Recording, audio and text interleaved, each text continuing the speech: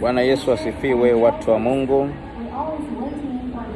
Hebu leo tuongee kidogo kwa habari ya ulimwengu wa kiroho.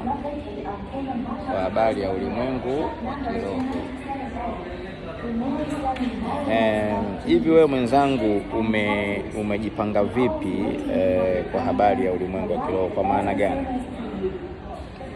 Unajua kwamba maisha yako unayoishi yanaanzia kwenye ulimwengu wa kiroho. Yaani kuna maisha ambayo yapo rohoni, sio mwilini, ambayo maisha hayo ndo yanaseti maisha yako yote unayoishi duniani. Hiyo taarifa unayo? Soma Biblia ndugu yangu.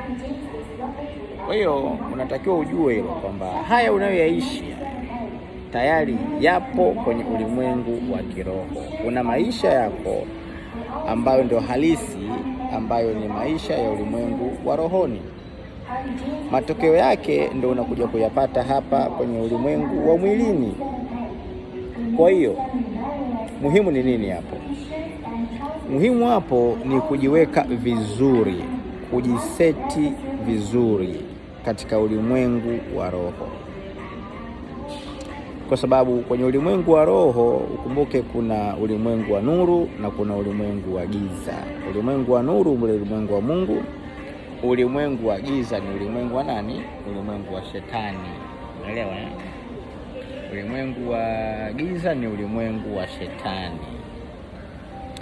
Sasa lazima ili maisha yako yaende kama ambavyo Mungu amekupangia, lazima uhakikishe kwamba katika ulimwengu wa roho Mungu ameweka mkono wake pale. Manake pia adui au shetani huwa ana kawaida ya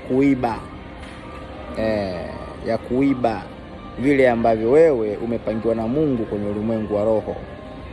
Biblia inasema mwizi haji ila kwa kuiba, kuchinja na kuua.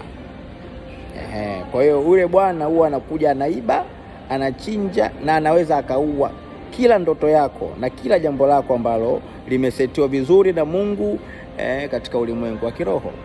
Kwa hiyo ukawa unaishi maisha hapa duniani ambayo sio ya kwako. Maisha yako wakawa wanaishi watu wengine.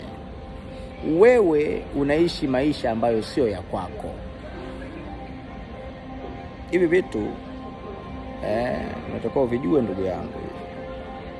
Kwa hiyo kikubwa na cha muhimu sana, wewe ambaye umepotea, rudi mikononi mwa Mungu.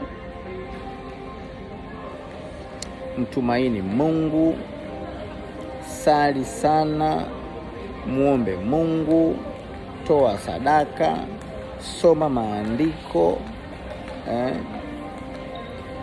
itakusaidia.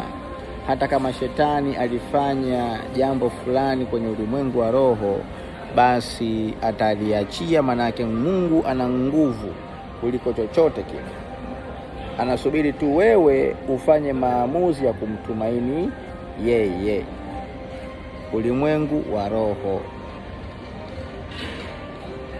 tujikabidhi mikononi mwa Mungu ili maisha yetu kule yaliposetiwa kwenye ulimwengu wa roho yawe kama ambavyo Mungu alitaka yawe. Otherwise utaishi maisha ya mchawi fulani ambaye yana lolote. Yeye atachukua nyota yako, atatembea nayo, atafanya mambo makubwa. Mwisho wa siku wewe unaishia kuwa tu mtu wa hovyo. Kumbe Mungu alikupangia kuwa mtu mkubwa. Jamani, tumrudie Mungu. Tumrudie nani? Mungu.